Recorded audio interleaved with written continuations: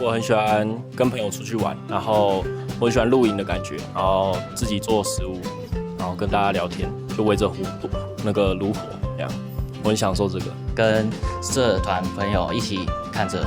美丽的风景，然后还有团队合作，跟队员们的和谐相处，我觉得非常快乐。可以去看看不同的景、不同的星空，对，而且上山很凉，很好玩。Na tuře ve skupině mě nejvíce baví to, že si každý ve skupině umí pomoct a když přijde na nejtěžší chvíli, tak odlehčíme druhému třeba batoh a tak dále. A lidé, které neznáme, tak se s nimi poznáme a poradí nám ve všem, co nevíme. Tak mě na tom baví ta příroda a že si člověk dá do těla, zameká, zapotí se a i ty lidi. Vlastně všechno je to nejlepší věc.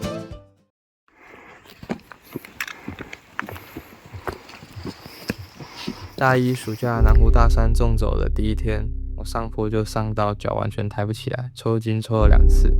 心里开始怀疑为什么自己要来，整个人都走到怀疑人生。第一次爬山真的很菜，滴汗如雨，脚爬到真的很软，完全不知道自己在干嘛。但每次爬完回家洗澡之后，看到脚掌的水泡、小腿的刮痕，也看到肌肉开始慢慢隆起，脚底开始长茧。那个瞬间，你就会知道你自己变强。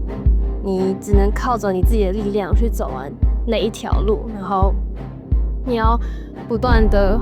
跟自己的意志力还有身体极限对抗，然后去走完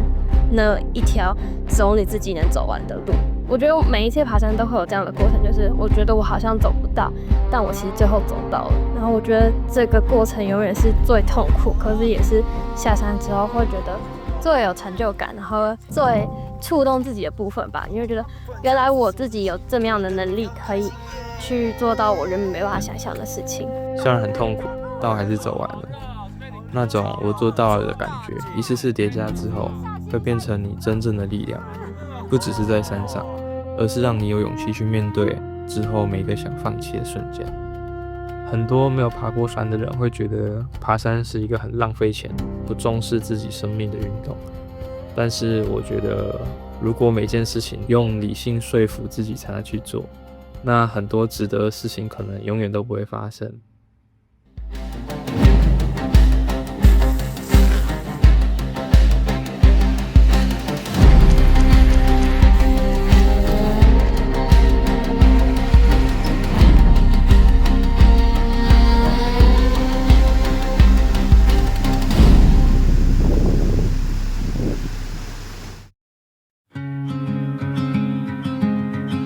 我觉得刚进社团的时候就蛮喜欢这个社团的氛围，因为大家就是一起上山，然后一起出去玩。上山因为你也没有讯号，没有手机可以用，就只能聊天，然后聊着聊着可以听到不同人的故事，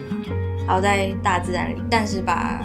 文明世界的东西先抛诸脑后。跟爬山的好朋友一起爬，会有一种战友感。每次一起撑过很硬的上坡，在很烂的天气里面继续往前走，在建筑林里面穿梭，被当车在洗。只是那个当下，你不需要说什么，你就会知道旁边的人跟你是在同一个状态、同一个想法，然后大家一定会一起把这趟路走完。越南的队伍走完之后，那种革命的情感跟一般的朋友是挺不一样的，不是因为你们聊得来，而是因为你们一起撑过了很难很难的事情，你就会真的比较信任他们。这就是我想要的社团生活。无论是大二当活动组，或者后来接所干部，就是我觉得对我来说，我很大的动力、目标跟成就感都是来自于我看到大家，无论是在山上还是山下，都可以很开心的住在一起。这就是我觉得，作为干部，好像每次都会很有回馈的地方。从菜鸟走到现在，我觉得关键不是天分，是传承。你一直接受着学长姐的帮助，一边学一边长大，然后有一天你会突然发现，你其实也有能力去扶别人一把。就是这样一个正向的循环，让这个社团一直走下去，也让我走到了现在。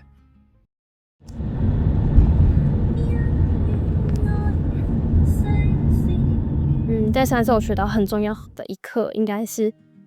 要谦卑的看待生命，就是因为无论是攀岩，无论是爬山，我们都是把自己放到一个风险更高的环境里面。但在这个状况下，我们并不是草率或者是随便的，而是我们会为了自己的生命或者是他人的生命做好更多的准备，然后我们会带着更谦卑敬仰的态度去做每一个选择吧。然后尤其是我觉得当干部或者是当向导之后，你在出发的时候，你也是在为别人的，你其实某程度也是要为别人的生命负一点责任，豁出去的勇气嘛。因为上山，你光是踏出去就需要一点冲劲跟勇气嘛。然后，当你踏出去之后，你就会发现这条路其实也没有那么难走。然后，你把这种想法套用到其他生活的话，你做事情上面可能就会少一点担忧，这样就会多一点自己鼓起来的勇气。我更喜欢高海拔的山，有一个原因是因为你会爬到缺氧，那种感觉很奇妙，清醒但又有点微醺，好像可以暂时跳出那个充满氧气但也充满他人眼光的世界。风很大，山很沉默，你喘着气往上走，渺小到几乎感觉不到自己的存在。但那种渺小不是失去，而是一种可以被接纳的感觉，被大自然包围着，什么都不用去争理。山的那边是什么？你自己去看。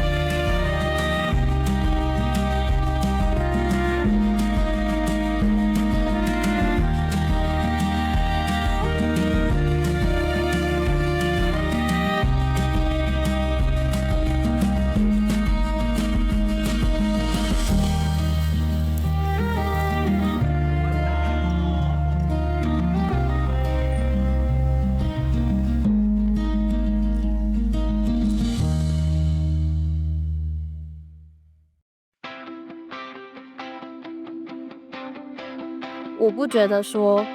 你在1年，就是你错过了大一，你就没有办法加入我们，或者没有办法更好的融入社团，因为我们也有很多社员其实可能是2、3年级，他们才终于有时间可以跟我们一起爬山。然后，而且其实说实话，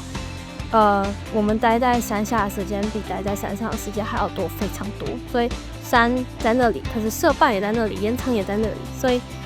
其实你很欢迎你们任何时候都可以加入我们，就是来社办、来岩场聊天都很好。然后等到我们有机会，我们准备好了，你有时间了，我们也有可能有机会可以再一起去其他的山头。